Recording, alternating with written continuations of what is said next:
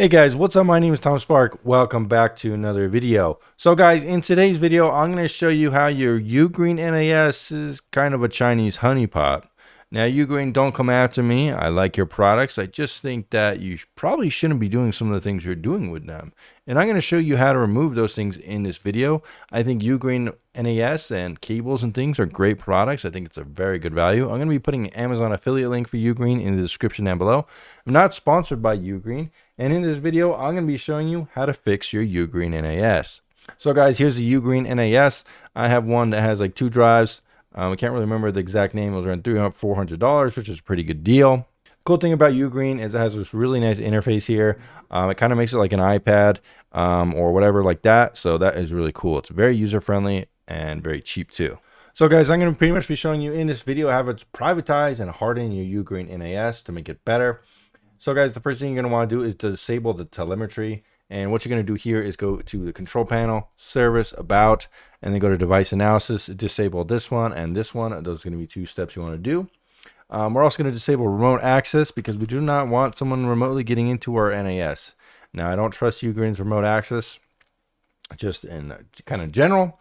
We're going to disable that. So this means the stuff will only work on your local network. The nice thing about this, guys, all these things I'm doing, you're still gonna be able to use the app as you see in this video, and you'll still be able to use the app on your phone if you want. Just you won't be able to do it natively at home.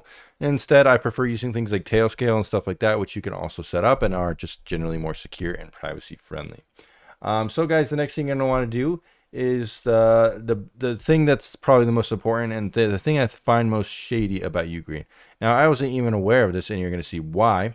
Because UGREEN definitely is hiding it here. And I'm not, well, you could ascertain on your own why they're doing this.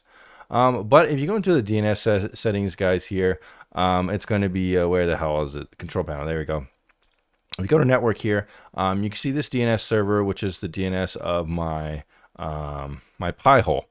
So my Pi-hole is actually living on a NAS, and I'll show you how to do that in a second. And it's blocking all these requests from UGREEN going to China, basically, in UGREEN servers. But guys, if you did this right here, you're like, okay, maybe it's probably just using the DNS from my modem, right? Well, you'd be wrong. And I'm going to show you which DNS it's going to be using. So guys, I'm going to be basically SSHing into my my little UGREEN NAS right here. If you guys want to do this as well, I prefer to use the app called Putty. It just works better than doing it on Windows. As you guys can see, I have the DXP 2800. So check this out, guys. I'm going to show you something kind of crazy right now. So guys, I'm going to paste this code right here, cat etcresolve.config. And as you guys can see here, the UGREEN NAS is using this DNS. If you guys look at what this DNS is, it's directly pinging home to Shanghai, China. So I don't love that. Didn't really even show me in the NAS. I just assumed it was using my modem's DNS. So it's literally using a DNS right here. And it's not showing you.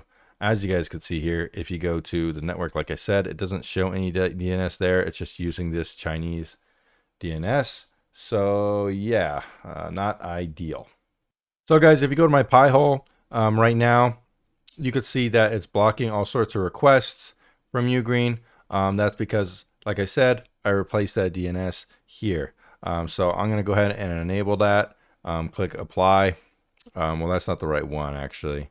It needs to be with a 7. So that is the right one. So once I click apply, it's no longer using that Chinese DNS. It's going to be using my Pi-hole. You can see all the there's hits here. So I actually have kind of pre-installed this Pi-hole to block UGREEN NAS kind of reaches through the box. So it kind of blocks all the outgoing traffic that UGREEN is trying to ping home. So guys, you might be wondering, hey Tom, how can I do this? How can I have Pi-hole automatically block all these DNS requests from the UGREEN NAS? How can I fix this? Well, fortunately for you guys, I made a dashboard just to do this. Not only that though, but it installs all types of self-hosted application, whether that be photo ones, an entire R stack, whether it be Sonar, all these things. I made this entire kind of setup after learning these things about the UGREEN NAS and getting into NAS and self-hosting overall. Go to tomsparkbox.com. I have tons of information about why you should use this, people who love it. I have tons and tons of comments and a huge community working on this project with me, making it better all the time. Check out how many apps are on it. So this will work on a UGREEN NAS. I am in fact running it on it, and I could show it to you right now.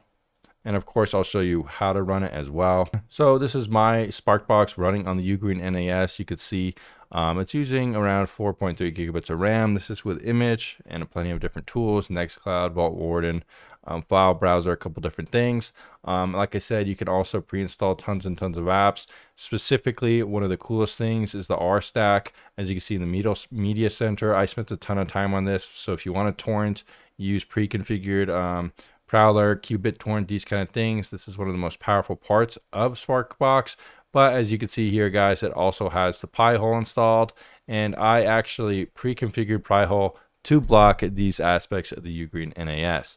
So is this really worth using? Just use Pi-hole? Well, not necessarily. It's a little bit more powerful than that. You could pretty much do whatever you want on SparkBox when it comes to self-hosting.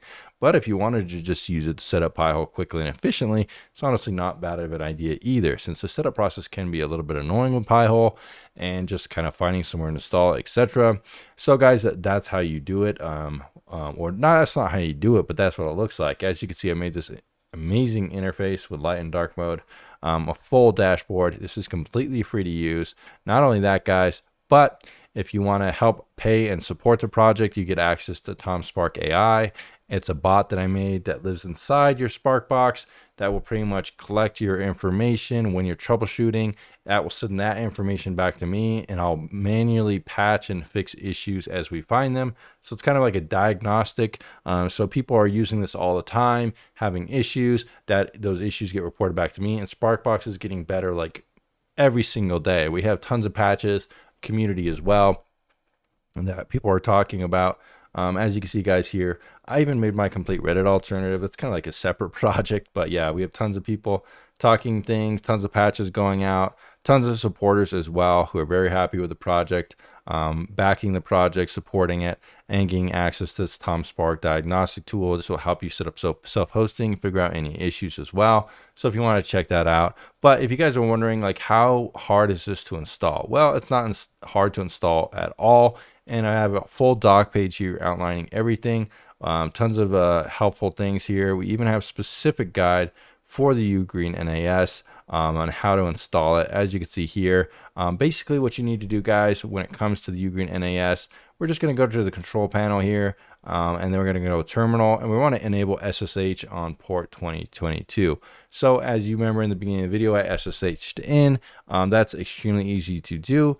Pretty much all you're going to do, let me find it right here. You're just going to put your IP address in PuTTY, SSH in, and then you're going to enter in your UGREEN account name and then the password, and then you'll be in like me. And then once you're here, you pretty much just install SparkBox. We might want to make sure that Docker is installed proper version, and you can do that as you can see right here. And then after you do that, and if you don't have Docker, you can just install it. You're pretty much just going to copy and paste this code right here. It's just a one code solution. And once that happens, you're going to get SparkBox off to the races. Now, UGREEN does have a lot of port conflicts with SparkBox defaults, but I have kind of already enabled the installer to handle port remapping for you. So like I said, a lot of this is automated. You don't even have to worry about anything. When I was setting this up, I had tons of issues like that. But I knew at the end of the day, I was making a product that people would want to use, and I would make it easy for them to do so. So once you get that set up, you're pretty much going to be at a screen like I was showing you, just like this. And if you want to install Pi-hole, you can get to the blocking some of those pesky UGREEN phoning home kind of situations, and you could change your DNS so it's no longer phoning home to China. A lot of those things we have really made the UGREEN NAS much more secure. Outside of that, all these applications are self-hosted and local only. You can also use the RStack configured with a VPN, like I said, and I've made a full video on that if you want more information. But stay tuned for more information on that. I'm going to be showing you in the next video how to turn the UGREEN NAS into a torrent RStack powerhouse. So if that's what you really are interested in, stay tuned.